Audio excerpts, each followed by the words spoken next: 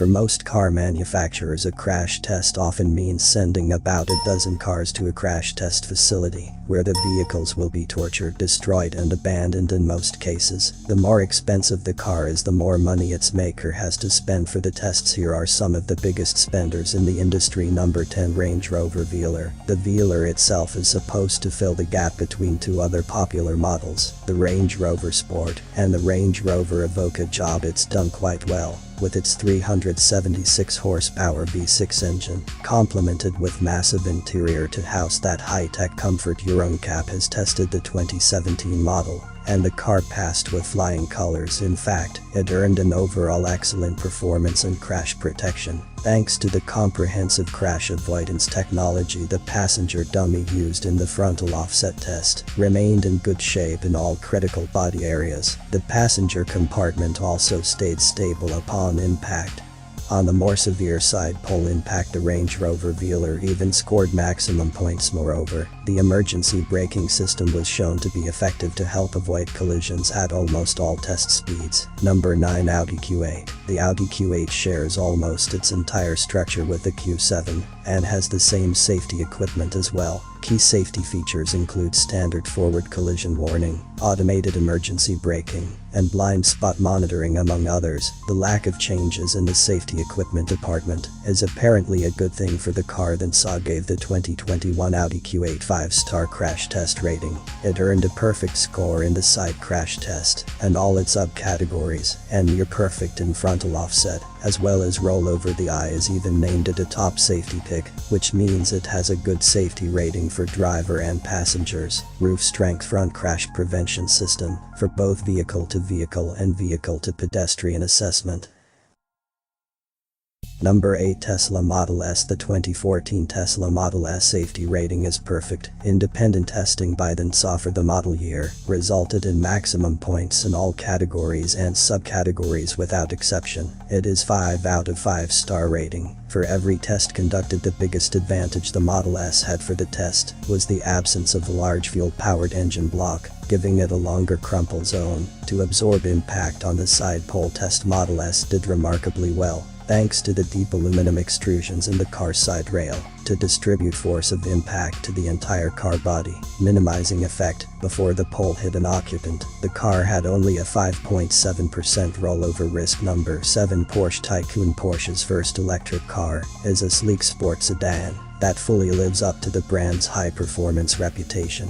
Although the EuroNCAP gave the Porsche Taycan an overall 5 out of 5-star rating, which is the highest possible score, the car only scored marginal in rear-end collision, in which protection against whiplash injuries on the head restraints and front seats still had room for improvement. Same thing applied to the rear seats. Another problem was also discovered during frontal offset tests, more specifically risk of injuries to child occupants. Protection for critical body areas was good, except in the neck, which in a real-world situation could likely be fatal. On the other hand, for side barrier tests, Porsche Taycan earned maximum points. Passenger detection system added with autonomous emergency braking worked flawlessly to avoid collision with pedestrian, cyclists and other vehicles as well. Number 6. Mercedes-Benz G-Class. The 2020 Grams class has not been crash tested by DENSA or the Insurance Institute for Highway Safety in Europe. The 2019 model has been reviewed by the EuroNCAP, and it came out earning a perfect score of 5 stars in both side pole impact and side barrier tests. The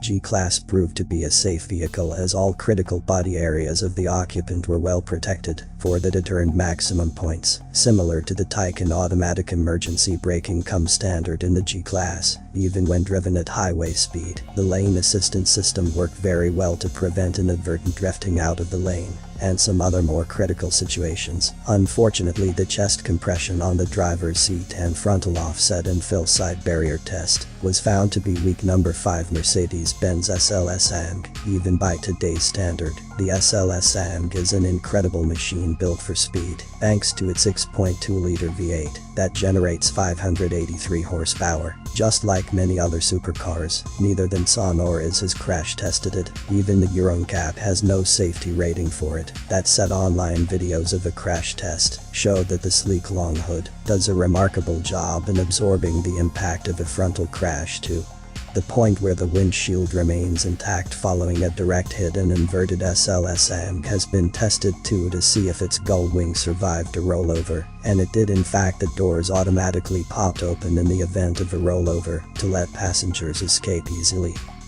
Number 4. Lamborghini Murcielago. In early November 2010, Lamborghini announced that its Murcielago line came to its end of production. As you might expect, there's no crash test rating from IS or Euro NCAP. A lot of supercars do not release their safety ratings, and the Murcielago didn't either. The last model of the Murcielago is known as the SV. Except for the steel doors and roof, the entire body is made of carbon fiber. During a frontal offset test, the car had to rely solely on the frame and front hood to absorb impact, which it did very well. Upon impact, the crumple area was crushed, but the cabin remained intact, despite the absence of engine in the front. Number 3. Bugatti Veyron crash test. For any car model is intended to see how the vehicle reacts to normal usage in the real world, which may include high-speed crashes, rollover damage and emergency braking among others. To get accurate data, multiple crashes are necessary. Bugatti Veyron has not been tested by INSA or IS in the United States and Euro NCAP in Europe, for the obvious reason it's too much money to burn. Instead of crashing dozens of $2 million cars, Bugatti used only one vehicle for every test, which the company then repairs to perfection for more tests year after year. That way the company doesn't have to keep on crashing its pricey cars. Also, Bugatti uses its own crash simulation software to depict real-world collision and generate data from it. Digital tests cost thousands of dollars, but still it's more affordable than destroying a Veyron. Number 2. Koenigsegg Regera. If an automaker is indeed willing to undergo crash tests, it'd take about a dozen cars or so to generate enough data for comprehensive ratings. In other words, a dozen cars will be sent for destruction for a niche automaker like Koenigsegg. Those dozen cars are almost the entire production in any given year, so that's not financially sensible at all. Koenigsegg actually uses only one car for every test and repairs it each time. Most damages are on the exterior panels, which are relatively inexpensive compared to its chassis and other components. Koenigsegg only needs to make sure that the chassis survives every test. That said, there are no safety ratings from IS or Euro NCAP. Number 1. Pagani Huayra. Not only is Pagani Huayra mesmerizing to look at, but also mind-boggling with a V12 that generates 791 horsepower. This car has not been crash tested by IS or Euro NCAP, but then again, Pagani is not required to undergo the test anyway. Pagani actually crashed its Huayra prototype in a real-world test drive, albeit unintentionally, near a Falterbach in Germany. The company claimed that the central monocoque of the Huayra performed extremely well, that the driver and passenger were left uninjured in the incident. In a crash test video clip that circulates online, Pagani Huayra's structure is shown to withstand a frontal impact and a strength that would otherwise